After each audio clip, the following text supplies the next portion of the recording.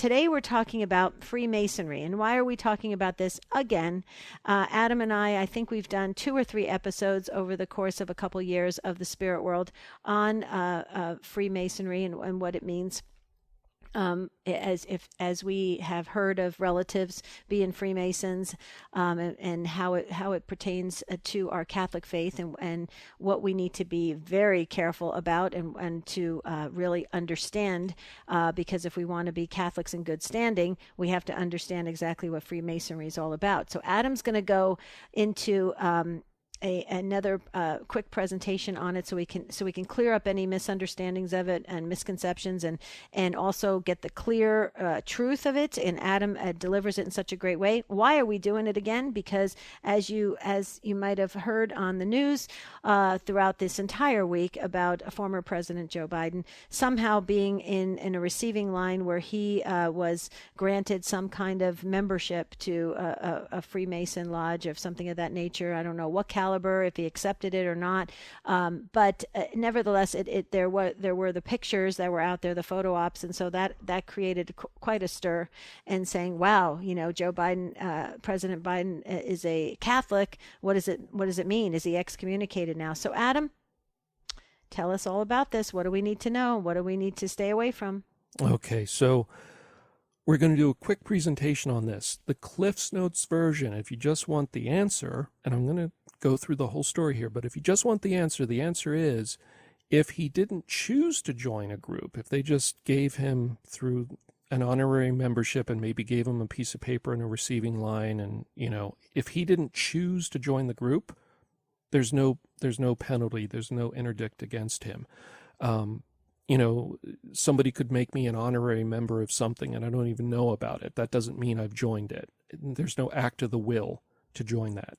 Now, it is useful to go over this because there's consistent confusion amongst Catholics about whether you can be a Freemason. Again, the bottom line answer is, if you choose to join a Freemasonry lodge, by the very act of joining, you are excommunicated and not allowed to participate in the sacraments. You don't have to wait for a bishop to declare you're excommunicated. Your priest doesn't have to find out and then, report you.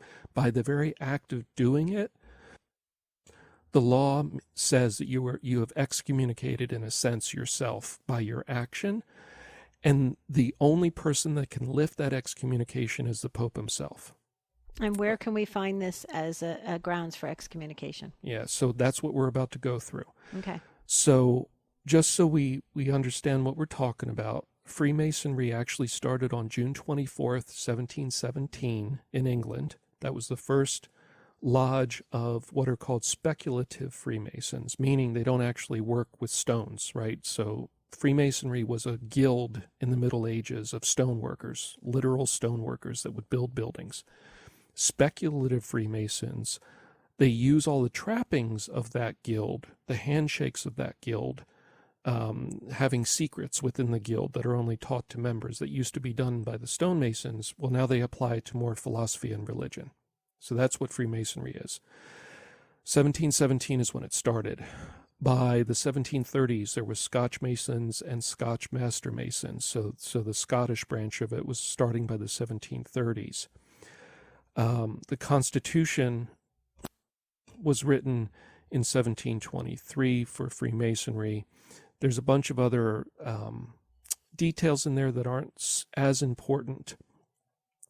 There's a guy named Albert Pike who was essentially kind of like one of the people that really developed, and this was in the late 1800s. He died in 1891. He did a lot of the writing of the Scottish Rite, rituals. He wrote a very famous book called Morals and Dogma, which is kind of one of the main books within Freemasonry. And, within that, I'm just going to give you one quote. There's others. Page 321 from that book, quote, "Lucifer, the light bearer, strange and mysterious name to give the spirit of darkness. Lucifer, the son of the morning. Is it he who bears the light, and with its splendor intolerable blinds feeble, sensual, or selfish souls? Doubt it not."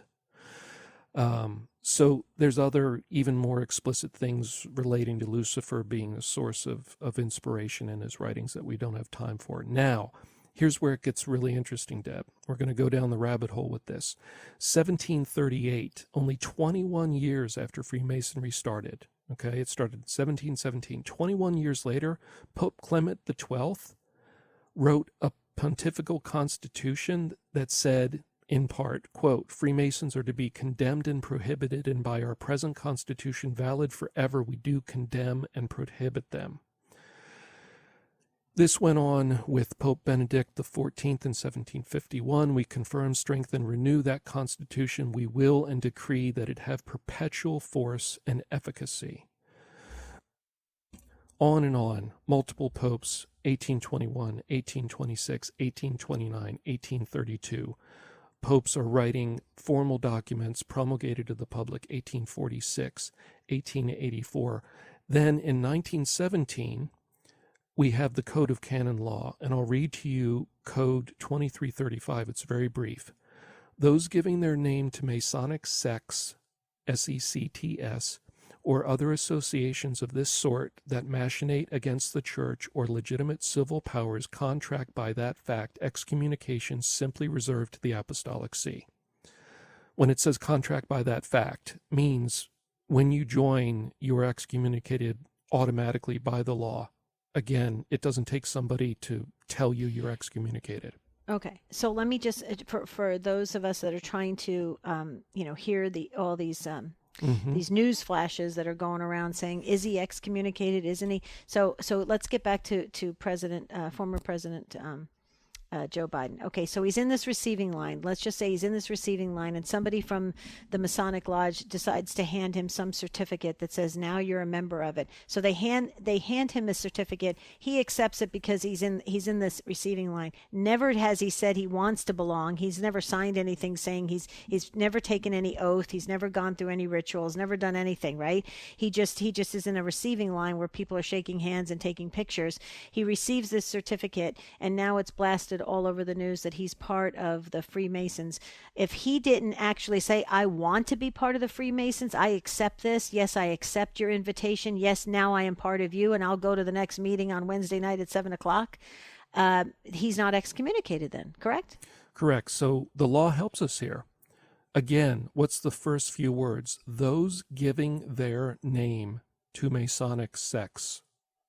So he would have to give his name and say, I, Joe Biden, am declaring that I, am doing this. Okay, so that... Go. Well, let me just two other things real quick, because now you got my brain stirring in this direction. Okay, let's go think in that same line of thinking there. You go into a Shriners Hospital and receive services from a Shriners Hospital, which is the front organization for Freemasons, right? Okay, that you wouldn't be excommunicated. You're not saying you want to be part of the Masonic Lodge. You're not saying that. What if you go to a wedding that contracted to use that facility, of a lodge, a Freemasonry lodge, and you're going to a wedding that's totally unrelated. They just got the venue because they needed that building. That's not making you a Freemason, correct? Correct. You're not giving your name as a member. And joining them is not as simple as like signing some papers. You go through these awful rituals where you promise to be horribly killed if you reveal the secrets of the organization. There's a whole process that you go through. It's not as simple as just saying you want to join. In fact, they don't let you approach them and say you want to join. You have to be invited by a member. Mm-hmm. And why is this so contrary to what we believe as Catholics? Well, because it accepts any idea of God. It's kind of a universalist kind of approach to things where any faith that you have is acceptable. So their idea of God is the grand architect, they call God, but they won't name God. So as you go through different levels of Freemasonry, you study different spiritual approaches and religions, but in a very stilted, specific way. Do some, obviously there's Christians that think they can be a good Christian and still be a Freemason, correct? They think they can. Right, but it's contrary to the faith. So right. It's heretical, but it's paganism, essentially. In a sense, in a weird way, it's not, because they claim there's only one God, Hmm. Um, but it can be understood through any of the religions. And it Okay. could be named by any of the religions. But then you get into the very high levels, 30, 31, and 33 of the Scottish Rite with Albert Pike and people like that, where it starts getting creepy and they start talking about Lucifer That's what I thought. and Okay. other things like that. Adam, this is very important about Freemasonry, and we need to hear this because it's very clear. Our church is very clear that if anyone goes and attempts to join, willingly goes and goes through the steps and the rituals and the oaths and everything that goes along with Freemasonry, and they enter into that world, they are excommunicated, which means they are outside of the church. This is big stuff we're talking about here. So we have to be careful and clear on how we understand this, because I do think too that people are nervous because maybe a relative loosely is connected with a organization that could be tied to the Freemasons, and so they're thinking, oh my goodness, now am I outside of the church? Right.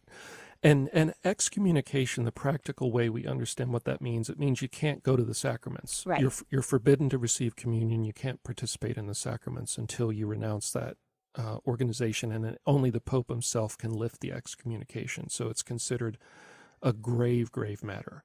Well, Oh, and thank you for clarifying that you're a member of the church, but you are not able to receive the sacrament. So thank you for right. that clarification. I want to make sure about that. But just for practical sense, it makes the person feel like they are outside, because once you're excommunicated, you're pretty much Oh, cut yeah. off from that Yeah. ability. So the story gets interesting. So again, 1717, they're founded. The Pope starts speaking out against them in very strong terms and forbidding membership. Multiple popes over the ensuing decades. Then in 1917, we get the first code of canon law that basically says you're excommunicated if you join, okay, the Freemasons. Then the confusion comes in. In 1983, we get the new code of canon law, the revision. And Canon 1374 now says, quote, a person who joins an association which plots against the church is to be punished with a just penalty. One who promotes or takes office in such an association is to be punished with an interdict. Now, what happened, Deb, was basically a lot of people said, oh, the church isn't forbidding Freemasonry anymore. It doesn't say Freemasons. Well, it must be okay.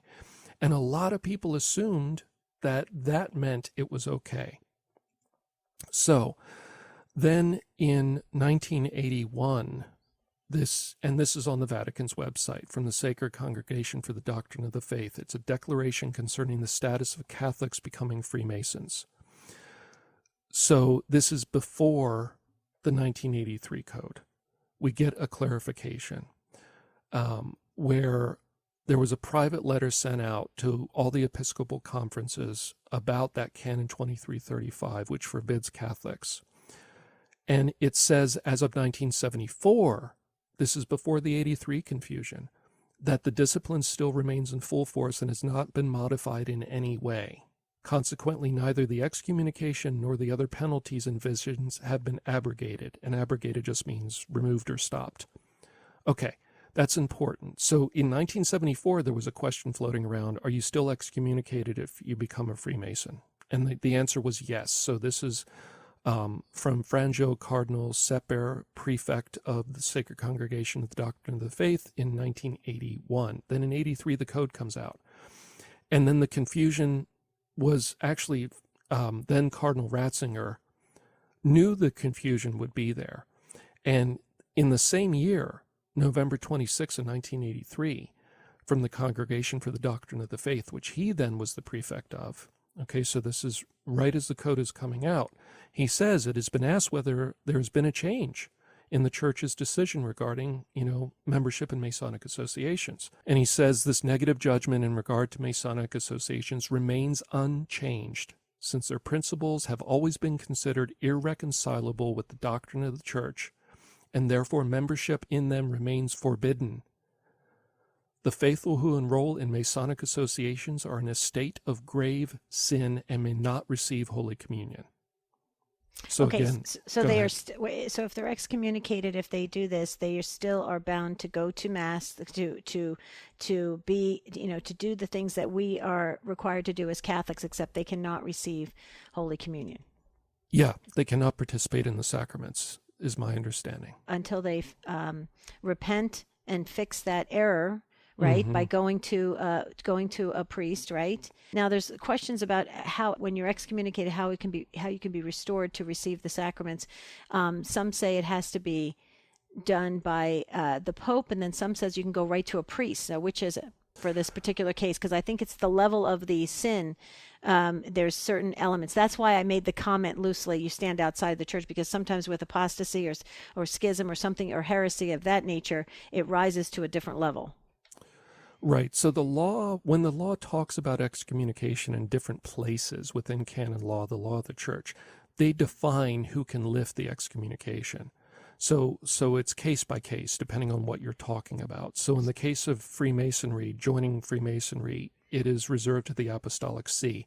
And as far as I can tell in looking at all of the laws and authoritative declarations, it is still the Apostolic See. It's the Pope. See, that is very interesting, because I've read a lot on excommunication, and they were saying that on some of the resources, the Catholic sources, that they were saying that certain sins. That's true. Certain sins, but certain not this sins. one. Okay, so here's the interesting thing about it.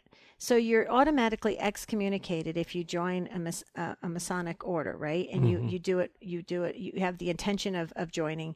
You join. You're part of it. You go through the rituals, and then you're automatically excommunicated.